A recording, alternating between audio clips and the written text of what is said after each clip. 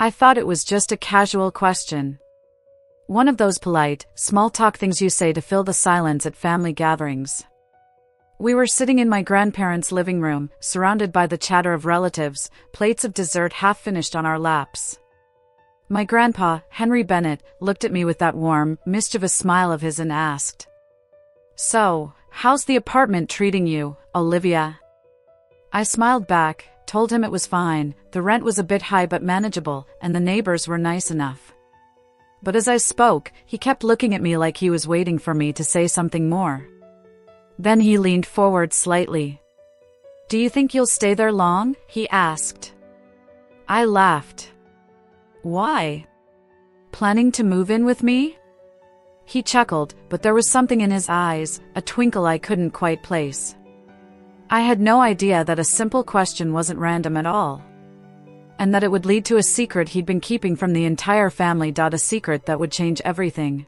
1. The question that didn't make sense.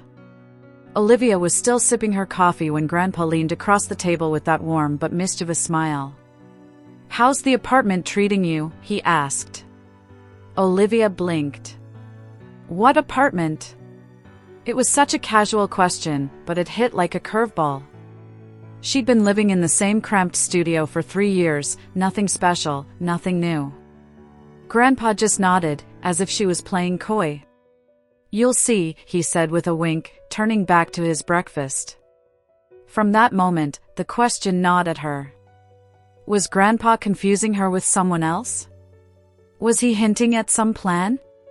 Olivia tried to brush it off, but she caught him stealing little glances at her throughout the morning, that knowing grin never fading. It felt like he was holding on to a secret, one meant for her, but locked away for now. That night, she replayed the conversation over and over. She even Googled if there were senior moments where people mixed up reality. But Grandpa wasn't forgetful, he was sharp as ever. If anything, he seemed almost amused. She didn't know it yet, but that single odd question was the first loose thread in a web her stepmom had been weaving for years. And once Olivia pulled on it, everything would start to unravel. Because the apartment wasn't just real, it was hers. And someone had made sure she never found out. But the next clue wouldn't come from Grandpa, it would come from an envelope she wasn't supposed to see. 2. The envelope. 2 days later, Olivia came home to find her stepmom, Karen, standing in the kitchen with a stack of mail. "This one's for me," Karen said quickly, snatching a cream-colored envelope from the pile before Olivia could get a good look. But in that split second, Olivia caught the name, her name, typed neatly in bold letters.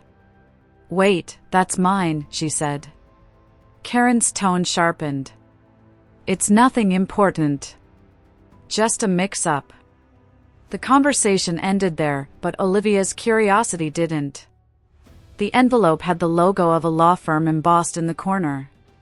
What could a lawyer possibly be sending her? She couldn't stop picturing it sitting on the counter, waiting for her, until Karen swooped in. That night, Olivia searched the firm's name online. Estate law. Wills. Trusts. Her chest tightened. The only person who'd ever talk about wills around her was Grandpa, usually in a joking way. Could this be related? She decided to ask him the next morning. But when she did, Grandpa's smile faded for the first time. "You didn't get that letter?" he asked slowly, almost under his breath. Olivia shook her head. And then she saw it, the faint look of disappointment in his eyes. It was the first time she realized something wasn't just odd, something was wrong. And the next piece of the puzzle would come from a phone call that shattered the thin layer of normal left in her life. 3. The phone call. It was late afternoon when Olivia's phone buzzed. The caller ID read Anderson and Tate Law. Her heart skipped. She almost didn't answer until she remembered the envelope. "Miss Olivia Bennett?" the voice asked. "We've been trying to reach you regarding a matter from your grandfather's estate." Estate? He was still alive. "I think you've got the wrong person," she said. The man's tone was patient. "Not at all. It concerns a property transfer and funds set aside for you." Her mind spun. Property transfers sounded suspiciously like an apartment. Before she could ask more, the man paused. "We sent you documentation 2 weeks ago, but it was returned. Should we resend to your current address?" She froze. Karen had intercepted it. Something inside Olivia shifted. She'd always known her stepmother was controlling, but this was different. This was theft. She told the lawyer to resend, and this time, to her work address. She hung up feeling a mix of adrenaline and fear. If Karen was hiding this, what else had she hidden? One thing was clear, Grandpa had tried to give her something. And someone had made sure she never knew. The answer would come at a family gathering, and it would hit like a storm. For the gathering. The family barbecue was supposed to be casual, burgers, iced tea, and Grandpa's bad jokes. But Olivia walked in with a secret. She knew Karen had hidden the lawyer's letter. Karen greeted her with an overly bright smile, the kind that made Olivia's skin crawl. "Oh, you made it. Grandpa's been talking about you." Olivia glanced at him. He looked tired but still sharp, sitting under the big oak tree. She sat beside him, waiting for a moment alone. It came when Karen went inside for more lemonade. Olivia leaned in. "I think I know what you meant about the apartment." Grandpa's eyes narrowed just slightly. "What do you know?" She explained, the lawyer's call, the missing letter. His jaw tightened. "I left that place for you," he said, voice low. "It was supposed to be yours since your 21st birthday. Fully paid. A place to start your life." Olivia felt like the ground shifted under her. "Why didn't you tell me sooner?" "I did," he said. "I told Karen to give you the keys after the paperwork came through." They both looked up as Karen returned, balancing a tray. She didn't notice the tension, or maybe she did and pretended not to. But now Olivia's mind was racing. If Grandpa had trusted Karen with this, then Karen had stolen more than just an envelope. And Olivia was about to see just how far Karen would go to keep her in the dark. 5. The keys that weren't. The following week, Olivia decided to test Karen. Over breakfast, she asked, "Hey, did Grandpa ever give you something for me? Maybe keys?" Karen didn't flinch. "No, why?" Olivia shrugged, hiding her racing heartbeat. "Just thought I remembered something." Karen turned back to her coffee. But Olivia noticed, her hand trembled just slightly as she stirred. That was all the confirmation she needed. That night, Olivia tore through the hall closet when Karen was out. Behind a box of Christmas decorations, she found a small black pouch. Inside, a single brass key with an engraved tag. Her breath caught. The tag read Unit 4B, Maplewood. She held it like it was burning her fingers. This was real. The apartment existed. But instead of feeling relieved, she felt a wave of anger. How many nights had she struggled to make rent while an entire place sat empty in her name? She slipped the key into her pocket, locked the closet again, and decided she was going to see this place for herself. But she didn't know that Karen had already realized the key was missing. And when Olivia stepped inside the apartment for the first time, she'd find something that made the inheritance look like only part of the secret. 6. The apartment.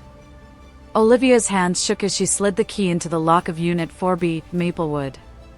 The hallway smelled faintly of lemon cleaner and old carpet, and for a second, she wondered if she was about to walk into nothing more than an empty room. The door clicked open. It wasn't empty. The apartment was fully furnished, a modern couch, polished hardwood floors, books neatly stacked on the coffee table. It looked lived in, but not by her. The refrigerator was stocked. A faint smell of perfume hung in the air, the kind Olivia didn't wear. Her pulse quickened. Was someone else living here? She moved to the bedroom and froze. On the dresser sat a framed photo, her as a child, sitting on Grandpa's lap. But there was something off. In the corner of the frame, taped to the back, was a small, folded envelope.